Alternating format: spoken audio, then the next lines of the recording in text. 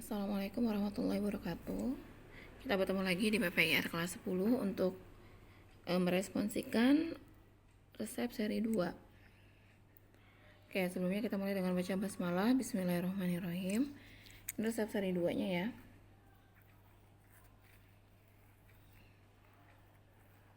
Oke, sudah dilihat.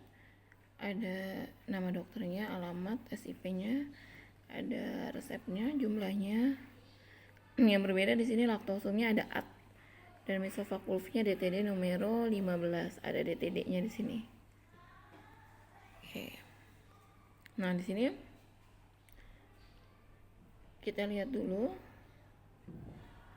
untuk resep seri 2-nya. Ya. Ada singkatan Latinnya. Di sini yang baru aja ya Ibu bahas, ada AT. AT itu artinya sampai. Mesophag pulverus artinya campur dan buatlah serbuk terbagi. DTD itu datalis dosis, artinya berikan dalam dosis demikian. Jadi dalam hal ini jumlah zat aktif itu dikali sebanyak numeronya. Misalnya di resep ini kan 15, berarti nanti semua zat aktifnya dikali 15. Ya. Untuk signanya adalah baru nih S DDP1 Signa Semel Didie Uno. Tandailah 1 kali sehari 1 bungkus. Nah, untuk membuat jurnal resepnya itu kita bisa masuk, yang pertama adalah kelengkapan resep, yang kedua komposisi, yang ketiga perhitungan bahan obat, yang keempat penimbangan bahan obat, kelima teknik pembuatan, yang keenam penyerahan. Masih sama seperti yang kemarin ya, cuman bedanya di resepnya saja. Di sini kita lihat untuk jurnal praktikum resepnya seperti ini. Kita bikin dulu resepnya. Ini kok nama dokternya beda Bu sama yang tadi, nggak apa-apa, pakai aja salah satunya ya. Boleh lihat yang ada di jurnal ini. Nah, di sini ada kakak kelas kalian ini. Di sini ya, jangan pakai warna merah. Jadi di sini ini nggak ada ya sebenarnya, jadi Ibu hapus saja. Kita lihat di sini, pertama yang harus kita perhatikan adalah kelengkapan resepnya. Apakah resepnya sudah lengkap atau belum? Tuh. Kita lihat di sini nama dokter, tempat dokternya sudah ada, SIP-nya sudah ada. Ya, tempat tanggal penulisan resep sudah ada, terus nama obatnya, jumlah sudah ada. Oke. Nah, DTD nomor 15 itu ya. Untuk kelengkapan resepnya kita lihat di sini, kita checklist aja satu-satu. Nama, alamat, dan izin praktek dokter ada. Tempat dan tanggal pembuatan resep ada. Tanda resip ada, nama, jumlah, dan cara pembuatan obat ada. Yang ini ya. Ini segini nih. Aturan pakainya ada, yang signa, paraf atau tanda tangan dokter penulis resep ini tidak ada nih. Nama, umur, dan alamat pasien ada. Berarti yang nggak ada apa? Ya, paraf dokter. Maka kamu di sini bisa usul. Ya, usulnya di sini kamu tulis. Usulnya apa? Yang nggak ada. Ya, yang nggak ada adalah paraf dokter. Kamu usulkan, Ibu, resep tidak lengkap, saya usul paraf dokter. Maka nanti sama pengawasnya dikasih paraf dokter di sini. Nah, sekarang resep kalian sudah lengkap. Untuk perhitungan bahan obat bisa dilihat di sini semuanya tadi kan DTD. Kalikan dosisnya sebanyak numeronya. 15, berarti riboflavin jadi 0,15. Tiamin hidrokloridumnya jadi 0,150. Sama ya? Ingat nggak 0,150 berarti berapa miligram? Untuk kita ambil timbangannya. Dari gram ke miligram tinggal dikali 1000. Ingat. Berarti kalau 0,15 gram mau dijadikan miligram, 0,15 dikali 1000. Jadi ini 150 miligram. Ini juga 150 miligram. Laktosum sampai 0,5 dikali 15 artinya sampai 7,5. Artinya ada sampai dan tidak sampai itu berbeda ya. Kalau misalnya laktosum 0,5 nggak ada atnya, berarti ngitungnya 0,5 kali 15 yaitu 7,5. Udah timbang aja 7,5. Tapi kalau ini kan tidak ada atnya, sampai laktosum sampai 7,5. Berarti tambahkan laktosumnya sampai bobot dia bertiga ini 7,5. Makanya lihat deh, di sini 7,5 dikurang zat yang keduanya ini, zat aktif yang sebelumnya 0,15, 0,15. Jadiin gram dulu ya. 7,5 kan satuannya gram. Ketemu deh laktosum itu ditimbangnya 7,2. Kalau riboflavin dan tiamin ini adalah zat aktif, kalau laktosum ini adalah zat tambahan. Serbuk, gula, susu yang rasanya manis biasanya ditambahkan untuk pembuatan puyer untuk mengurangi rasa pahit dari zat aktifnya. Ya, nanti kalian coba ingat-ingat 7,2 ini pakai anak timbangan berapa? 7,2 gram pakai anak timbangan berapa? Ya benar, 5 gram, 2 gram, dan 200 miligram. Oke. Ini ada penjelasannya, nanti bisa kalian baca dulu. Nah, masalah tadi laktosum at 0,5, artinya itu laktosumnya sampai 0,5 gram. Gitu ya. Jadi ini penjelasan dari perhitungan di atas. Kalau di resep ada DTD numero 15, artinya data list dosis semua dikali 15. Gitu. Jadi termasuk laktosum juga dikali 15. Maka berbeda, ada at 7,5 dengan 7,5 saja. Jadi kalau ada at 7,5 artinya timbang laktosum sampai seluruh serbuk tersebut jumlahnya 7,5. Makanya di atas laktosum yang ditimbang itu bukan 7,5 tetapi 7,5 dikurang jumlah zat aktif lainnya. Contohnya begini, di sini Ibu sudah gambarkan ada dua perumpamaan ya. Contoh yang pertama, kalau di resep 1 zat A-nya 2 gram, zat B-nya 1 gram. Ya. Sama di resep 2 juga zat A-nya 2 gram, zat B-nya 1 gram. Bedanya apa? Bedanya cuma di laktosumnya. Di contoh resep 1 laktosumnya itu 5 gram. Contohnya 5 gram. Nah, di sini berarti kalau tidak ada apa-apa artinya laktosumnya ditimbangnya 5 gram. Ya sudah, kita tambahkan saja laktosum 5 gram seperti ini. Berarti bobot dia semuanya berapa dia bertiga? 2 tambah 1 tambah 5, berarti 8 gram. Gitu ya. Nah, contoh yang kedua ini zat A-nya sama 2 gram, zat B-nya 1 gram. Tapi laktosumnya ada at 5 gram. Sampai 5 gram. Artinya apa? Artinya laktosumnya dipatok. Laktosum itu jumlahnya ditambah zat A ditambah zat B harus 5 gram. Berarti sekarang kalau laktosumnya kalau jumlah seluruhnya harus 5 gram, berarti berapa laktosumnya? Zat A-nya 2, zat B-nya 1. Berapakah laktosum yang harus ditambahkan biar semuanya jadi jumlahnya 5? Iya benar, 2 gram. Tahu dari mana? 5 dikurang zat A, 2 dikurang zat B, 1. Jadi laktosumnya bukan 5, tetapi laktosumnya 2. Jadi jelas ya, contoh yang 1 dan contoh kedua. Jadi kalau laktosum 5 gram ya udah timbang 5 gram. Tapi kalau laktosum at 5 gram berarti kita kurang dulu dengan zat-zat sebelumnya. Mudah-mudahan dapat dimengerti. Nah, kita lanjutkan dengan teknik pembagian puyer dalam jumlah ganjil. Kalau di resep kemarin jumlahnya genap 10 gitu ya. Kalau jumlahnya genap kan mudah ya, 10, 12, 14, 16, 20 gitu mudah. Kenapa? Karena tinggal di serbuk yang sudah halus dan homogen tinggal kita timbang, bagi 2 sama banyak di atas timbangan. Nanti masing-masing itu untuk misalnya kalau 10 berarti untuk 5 bagian sama rata secara visual. Ada 2 tadi kan, 5 berarti 10. Nah, sekarang kalau jumlahnya ganjil gimana? Di resep 2 ini kan jumlahnya 15 nih. Gimana caranya? Jadi setelah serbuk digerus sampai halus dan homogen, kita harus menentukan berat rata-rata 1 bungkus puyer. Caranya gimana? Kayak kamu belajar matematika. Kalau nentuin berat rata-rata gimana? Berarti jumlah seluruh serbuknya kita timbang. Ketemu bobotnya kita bagi jumlah puyernya. Gitu. Itu ya. Jadi bagaimana cara menentukan berat rata-rata 1 bungkus puyer yang jumlah puyernya 15? Caranya adalah setelah semuanya halus dan homogen, kamu timbang semuanya serbuk tersebut. Jadi setelah riboflavin dicampur tiamin HCl dicampur laktosumnya sudah halus homogen, kamu timbang. Kalau kita melihat resep, harusnya serbuk kita itu ketiganya itu jumlahnya 7,5 gram. Tahu dari mana? Bukan tadi 7,5.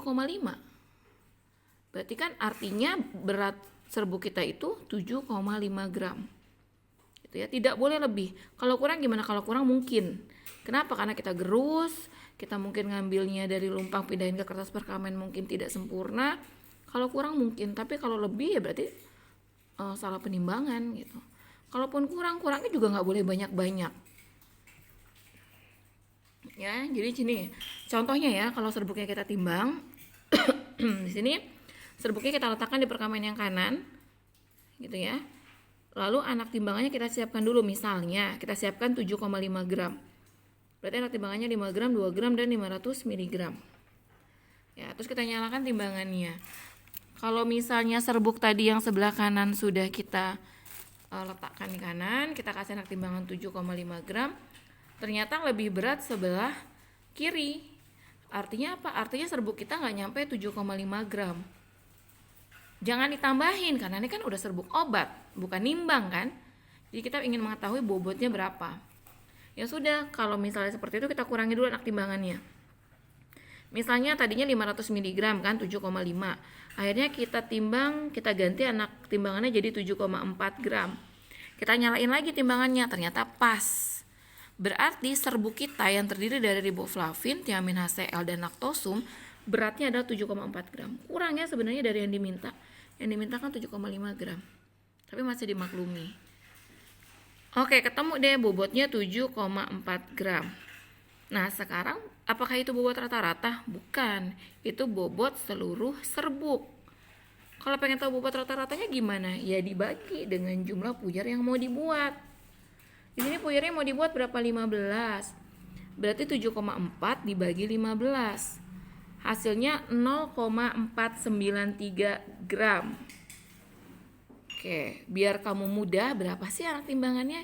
Kita rubah menjadi miligram dikali 1000. Ketemulah ternyata bobot rata-rata serbuk kita adalah 493 mg.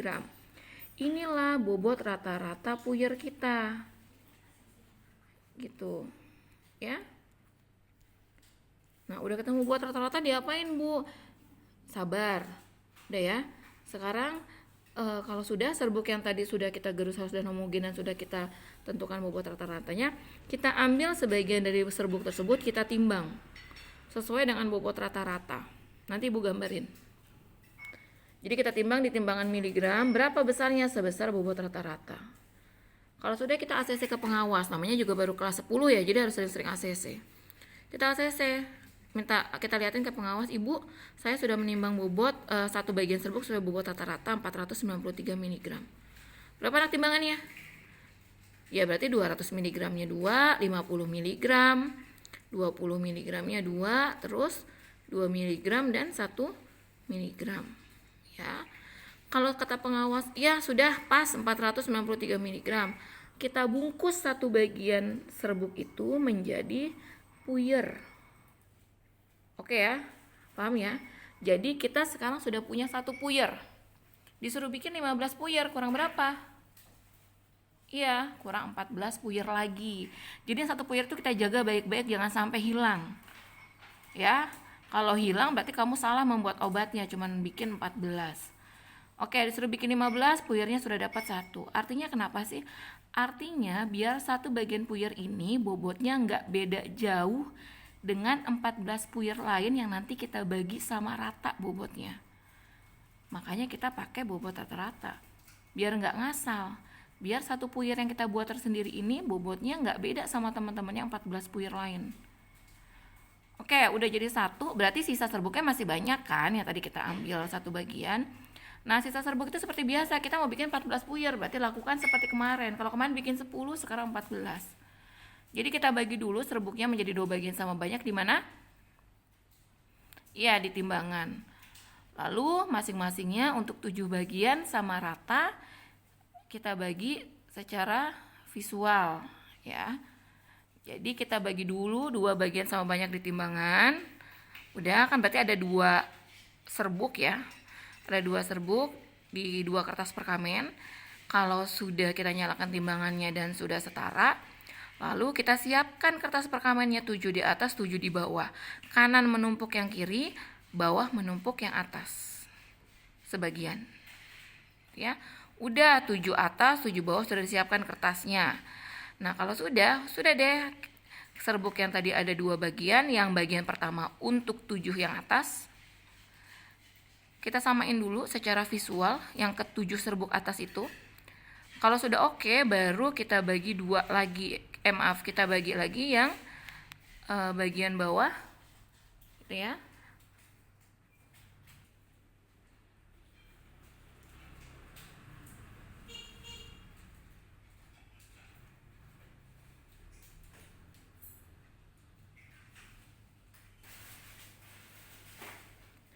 Ya. Jadi sudah ya 7 bagian atas dan 7 bagian bawah. Kalau sudah yang bagian serbuk yang kedua itu untuk 7 yang bagian bawah. Kita bagi rata secara visual. Dah, kalau sudah kamu ACC ke pengawas, Ibu saya sudah membagi 14 bagian serbuk gitu ya, sesuai secara visual. Kalau pengawasnya sudah oke, ya sudah, maka kita mulai membungkus puyer dari bagian kanan bawah.